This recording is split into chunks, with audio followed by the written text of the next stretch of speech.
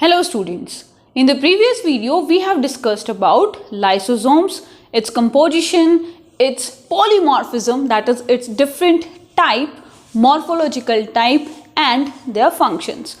Today we are going to talk about the last endomembrane system or the organelle that form the endomembrane system, that is vacuoles. Vacuoles क्या हैं? Vacuoles कह दो या इनको कई बार हम वेसिकल्स भी कह सकते हैं, लेकिन आप याद रखना वैक्यूल से ही। तो ये जो वैक्यूल हैं यूजुअली साइटोप्लाज्म में प्रेजेंट रहते हैं, बट कुछ टाइम के बाद साइटोप्लाज्म से सेपरेट हो जाते हैं। कैसे होंगे सेपरेट? क्योंकि इनके ऊपर एक स्पेसिफिक मेम्ब्रेन की फॉर्मेशन हो जाती है। तो क्या कह रहे हैं हम लोग कि साइटोप्लाज्म में प्रेजेंट रहते हैं, लेकिन साइटोप्लाज्म से सेपरेट हो जाएंगे। क्यों हो जाएंगे सेपरेट? एक स्पेसिफिक मेम्ब्रेन की फॉर्मेशन के कारण। ठीक है, एक स्पेसिफिक मेम्ब्रेन बन जाएगा जिसके कारण ये जो वैक्यूल्स हैं ये साइटोप्लाज्म से अलग हो जाएंगे। ये साइटोप्लाज्म अपने फंक्शन के हिसाब से मतलब ये जो वैक्यूल्स हैं इनको अपने फंक्शन के हिसाब से हम 4 पार्ट्स में डिवाइड करते हैं। फर्स्ट जो है that is sap vacuole, second is contractile vacuole, third is food vacuole and the last is gas vacuole या air vacuole. So first we are going to talk about the sap vacuole. ये जो SAP vacuoles हैं ये plant cell में पाए जाते हैं और ये शुरू में इनके ऊपर एक स्पेसिफिक मेम्ब्रेन होती है, टोनोप्लास्ट। बहुत छोटे साइज के होते हैं। जब एक प्लांट सेल यंग होती है या अगर मैं एनिमल सेल की भी बात करूं तो उनमें उनका बहुत स्मॉल साइज होता है, लेकिन जो मैच्योर प्लांट सेल है उसमें क्या होगा, यही जो स्मॉल सैप वैक्यूल्स हैं ये आपस में कंबाइन हो जाएंगे और कंबाइन होने के कारण एक लार्ज वैक्यूल की फॉर्मेशन कर लेंगे। ठीक है, ये बीच में सेंटर में एक लार्ज वैक्यूल बन जाएगा और इस लार्ज सेंट्रल वैक्यूल के कारण जो साइटोप्लाज्म है वो पेरिफेरी में चला जाएगा। कहाँ पर? एक मैच्योर प्लांट सेल में।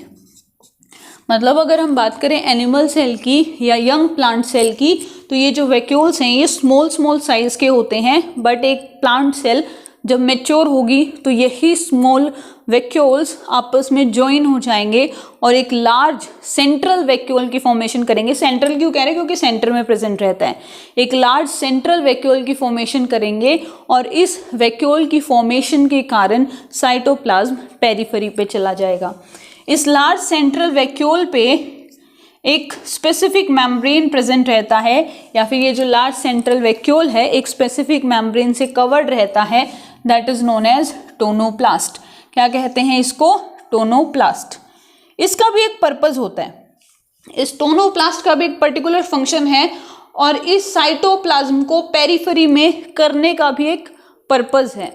यहाँ पे जो लार्ज सेंट्रल वैक्यूल है ना एक डिवाइस की तरह काम कर रहे हैं। डिवाइस की तरह क्यों? क्योंकि साइटोप्लाज्म और उसके एनवायरनमेंट में जो मटेरियल का एक्सचेंज होना है वो इजीली उनके बीच में एक्सचेंज हो सके, इसलिए ये जो वैक्यूल है साइटोप्लाज्म को पेरिफेरी की तरफ धकेल देता है।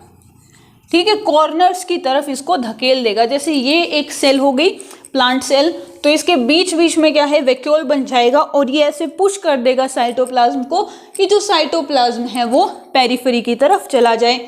अब पेरिफेरी की तरफ जाएगा तो इसका जो सराउंडिंग एनवायरनमेंट है, इसकी जो सराउंडिंग है उनके बीच में और साइटोप्लाज्म के बीच में जो मटेरियल का एक्सचेंज होना है वो इजीली हो सके। इस सेंट्रल वैक्यूल में लिक्विड जो प्रेजेंट रहता है, जो सैप जो प्रेजेंट रहता है, ठीक है, उसको हम लोग वैक्यूल सैप कहते हैं। सैप का मतलब ही होता है लिक्विड, मतलब ऐसा लिक्विड जिसके अंदर कुछ घुला हुआ, कुछ मिक्स हो रखा हो। सैप का मतलब है ऐसा वाटर जिसमें हमने कुछ मिक्स कर दिया हो, ऐसा लिक्विड जिसके अंदर हमने कुछ डिसॉल्व कर दिया हो। So that is known as sap. तो यहाँ पे ये जो लिक्विड है वैक्यूल में प्रेजेंट है तो हम इसको कहेंगे वैक्यूल सैप या सिंपल सैप भी हम इसको कह सकते हैं। इस सैप के अंदर बहुत सारी चीज़ें प्रेजेंट होती हैं। फॉर एग्जाम्पल इसमें सोल्ट भी है, इसमें शुगर भी है, इसमें वेस्ट प्रोडक्ट भी है, इसमें प्रोटीन्स भी हैं और इसमें कुछ स्पेसिफिक डाई स्पेसिफिक पिगमेंट भी प्रेजेंट है, दैट इज एंथोसाइनिन, ठीक है, एंथोसाइनिन एंड एंथोजेंथिन। ये दो पिगमेंट्स हैं जो स्पेशली वैक्यूल में पाई जाती हैं। कौन सी? एंथोसाइनिन और एंथोजेंथिन, ठीक है, ये दोनों किस में पाई जाती हैं? वैक्यूल्स में पाई जाती है। यूजुअली साइटोप्लाज्म में भी होती है, लेकिन वैक्यूल के जो सैप है उसमें भी ये प्रेजेंट रहती हैं। नाउ हम इसकी फंक्शंस की बात करते हैं कि ये जो सैप है, ये जो सैप वैक्यूल है, ये आखिर करता क्या है। पहला तो हमने देख लिया कि साइटोप्लाज्म को पेरिफेरी में धकेल देगा, जिसके कारण मटेरियल का एक्सचेंज होगा। सेकेंड, ये जो टोनोप्लास्ट जो है, ये जो प्रोटेक्टिव मेम्ब्रेन है इसकी, स्पेशल मेम्ब्रेन जो है इसकी, ये क्या करता है? ये आयंस को उनके कंसंट्रेशन ग्रेडियंट के अगेंस्ट, मतलब लो से हाई में मूव करवाता है। टोनोप्लास्ट क्या है? वैक्यूल का मेम्ब्रेन है। टोनोप्लास्ट क्या है? वैक्यूल की मेम्ब्रेन है। वैक्यूल भी कौन सा? SAP vacuole. और ये करवाता क्या है? जो आयंस हैं उनको अपने कंसंट्रेशन ग्रेडियंट के अगेंस्ट मूव करवाता है, लो से हाई की तरफ मूव करवाता है। सेकेंड, ये जो वैक्यूल है, ये जो सैप है, ये फूड मटेरियल को रिजर्व करके रखता है। इस सैप के अंदर हमें खाना मिलेगा, हमें शुगर मिलेगी, हमें इसके अंदर सोल्ट्स मिलेंगे, हमें इसके अंदर कुछ ऐसे कार्बोहाइड्रेट प्रोटीन्स मिलेंगे जो कि ये प्लांट सेल की ग्रोथ के लिए ज़रूरी रहेंगे। तो ये क्या कर रहा है? ये फूड को रिजर्व करके रख रहा है। नेक्स्ट, ये जो वैक्यूल जो है सेल इनलार्जमेंट के लिए भी रिस्पॉन्सिबल होता है। सेल जो इनलार्ज हो रही है, सेल का साइज जो इंक्रीज हो रहा है, वो किसके कारण हो रहा है? वैक्यूल के कारण। सेकेंड थिंग, जो वाटर प्रोडक्ट्स हैं, जो भी वाटर प्रोडक्ट्स हैं, उन वाटर प्रोडक्ट्स को ये स्टोर करके रखता है और उनको कंसंट्रेट करके रखता है। ठीक है, वाटर प्रोडक्ट्स की कंसंट्रेशन करवाता है, उनको गाढ़ा करके रखता है और उनको स्टोर करके रखता है। ये एक लाइसोसोम की तरह फंक्शन भी करता है। ये जो वैक्यूल है ये एक लाइसोसोम की तरह फंक्शन करता है। लाइसोसोम का मतलब कि इसके अंदर ऐसे कुछ स्पेसिफिक जो ट्रांसपोर्ट करने के लिए प्रोटीन्स होंगे, एंजाइम्स होंगे, तो इसीलिए कुछ प्लांट्स के अंदर ये वैक्यूल है, मतलब जो लाइसोसोम का फंक्शन है उसको टेक ओवर कर लेता है। डाइजेशन, ट्रांसपोर्टेशन, या फिर कोई भी सेल डेब्रिस है उसको रिमूव करना, स्क्वेंजर की तरह काम करना, ये सारे काम कौन करेगा? वैक्यूल करेगा। इसके अंदर जो एंथोसाइनिन और एंथोजेंथिन जो प्रेजेंट है वो फ्लावर्स को एक पर्टिकुलर कलर प्रोवाइड करता है, वो सेल को एक पर्टिकुलर कलर प्रोवाइड करता है। अगर एंथोसाइनिन की बात करें तो रेड कलर हो गया, ब्लू कलर हो गया, ये इस पिगमेंट के कारण प्रोड्यूस होगा। एंथोजेंथिन जो है वो आइवरी कलर, ठीक है, IVORY, आइवरी कलर प्रोवाइड करता है। ठीक है, जैसे डेलिया वगैरह जो प्लांट्स होते हैं जिनके अंदर पर्पल, ब्लू, रेडिश कलर के जो प्लांट्स होते हैं वो इन पिगमेंट्स के कारण होते हैं। अब देखो, ये जो सेंट्रल वैक्यूल जो है इसका जो सैप है ये एक टर्जिडिटी प्रोवाइड करता है। टर्जिडिटी का मतलब है कि जो सेल की वॉल है ना उसके खिलाफ एक प्रेशर लगा रहा है, उस प्रेशर के कारण वो जो सेल वॉल है वो एक पर्टिकुलर शेप में रहती है। उस सेल को टर्जिड बना के रखता है। क्या बना के रखता है? टर्जिड।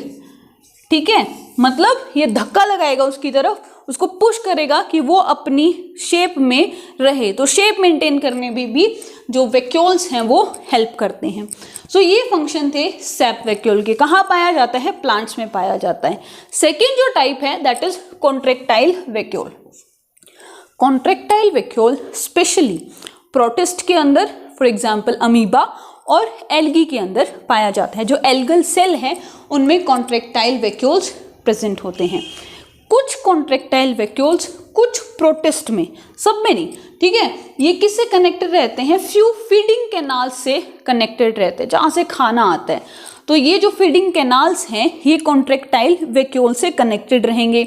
यूजुअली देखो, प्रोटिस्ट है, एल्गल सेल हैं, कैसी है? एक्वेटिक हैं, पानी में पाए जाने वाले एनिमल्स हैं। तो भाई जब फीडिंग कैनाल से खाना आएगा, पानी आएगा, तो ये कहाँ चला जाएगा? कॉन्ट्रैक्टाइल वैक्यूल में चला जाएगा, जिससे कॉन्ट्रैक्टाइल वैक्यूल स्वोलन अप हो जाएगा, फूल जाएगा। ठीक है, और इस प्रोसेस को हम कहेंगे डायस्टोल। क्या कहेंगे? डायस्टोल। कि जो कॉन्ट्रेक्टाइल वैक्यूल है वो फीडिंग कैनाल से कनेक्टेड रहेगा। अब फीडिंग कैनाल के थ्रू खाना जा रहा है, खाना क्या, पानी तो है उसके अंदर, ठीक है, पानी के अंदर जो भी मिनरल न्यूट्रिएंट्स वगैरह इनको चाहिए, एल्गी को, प्रोटिस्ट को, वो जा रहे हैं। पानी कहाँ जा रहे हैं, कॉन्ट्रेक्टाइल वैक्यूल में। कॉन्ट्रेक्टाइल वैक्यूल में गया तो उसका साइज इंक्रीज हो गया, वो क्या है, उसमें स्वेलिंग आ गई और उस प्रोसेस को हमने कह दिया डायस्टोल। और वो इतनी स्वेलिंग आ जाती है कि वो प्लाज्मा मेम्ब्रेन से जाके टकरा जाता है, प्लाज्मा मेम्ब्रेन से टकराएगा और वो फट जाएगा, बर्स्ट हो जाएगा, और उस प्रोसेस को हम कहेंगे सिस्टोल। क्या कहेंगे, सिस्टोल। तो वो जैसे ही प्लाज्मा मेम्ब्रेन से टकराएगा, बर्स्ट होएगा, तो वो जो इंजाइम्स जो हैं, कॉन्ट्रेक्टाइल वैक्यूल में इंजाइम भी प्रेजेंट है, हाइड्रोलाइटिक इंजाइम जो फूड को डाइजेस्ट कर रहे हैं, और डाइजेस्ट करने के बाद जो अनडाइजेस्टेड फूड बचा उसको बाहर निकाल दिया, सेल से बाहर निकाल दिया। तो वो जो बर्स्टिंग है सेल की वो कहलाएगी सिस्टोल, और जो सेल जब स्वोलन अप हो जाती है वो कहलाता है डायस्टोल। इसके अलावा कॉन्ट्रेक्टाइल वैक्यूल्स ऑस्मोरेगुलेशन और एक्सक्रीशन में भी हेल्प करते हैं। ऑस्मोरेगुलेशन की, भाई पानी के अंदर रह रहे हैं तो वाटर और सोल्ट दोनों की जो कंसंट्रेशन है उसको मेंटेन करके रखना जरूरी है, वरना सेल श्रिंक हो जाएगी। तो ये जो ऑस्मोरेगुलेशन है, that is balancing of water and salt, कौन करवाता है, कॉन्ट्रेक्टाइल वैक्यूल। एक्सक्रीशन, जो वेस्ट मटेरियल है उसको सिस्टोल के थ्रू, सिस्टोल प्रोसेस के थ्रू बाहर निकाल देता है। सो ये हो गया कॉन्ट्रेक्टाइल वैक्यूल। नेक्स्ट है फूड वैक्यूल। फूड वैक्यूल जो है, जो प्रोटिस्ट में प्रोटोजोअन्स होते हैं, प्लाज्मोडियम एग्जाम्पल है जिसका, तो ये जो प्रोटोजोअन प्रोटिस्ट हैं या बहुत सारे lower animals, several lower animals, अगर मैं हायर एनिमल्स की बात करूं तो उनके अंदर जो फेगोसाइट्स हैं, जिन सेल के अंदर इनगल्फिंग होती है, उन सब में फूड वैक्यूल पाया जाता है। ये जो फूड वैक्यूल है ये किससे बनता है, ये बनता है फेगोसोम्स और लाइसोसोम्स के ज्वाइन होने से, दोनों कंबाइन करके फूड वैक्यूल बनाते हैं। अब देखो इसके अंदर क्या है, लाइसोसोम्स। लाइसोसोम्स में क्या थे, डाइजेस्टिव एंजाइम्स। डाइजेस्टिव एंजाइम्स क्या करेंगे, फूड को डाइजेस्ट करेंगे। फेगोसोम क्या करेगा, इनगल्फ करेगा फूड को। तो फेगोसोम ने खाना निगला और उस खाने को एंजाइम्स ने डाइजेस्ट कर दिया, इसीलिए हमने इसको क्या नाम दिया, फूड वैक्यूल। लास्ट और फोर्थ, ठीक है, फोर्थ और लास्ट जो है दैट इज एयर वैक्यूल, जिसको सूडो वैक्यूल्स भी कहा जाता है और जिसको गैस वैक्यूल्स भी कहा जाता है। और ये सिर्फ और सिर्फ अब तक सिर्फ और सिर्फ प्रोकैरियोट्स में ही पाया गया है। इसमें किसी भी टाइप का रिजर्व फूड मटेरियल नहीं होता, कोई लिक्विड नहीं होता, सिर्फ मेटाबॉलिक गैसेस ही इसके अंदर स्टोर्ड रहती हैं।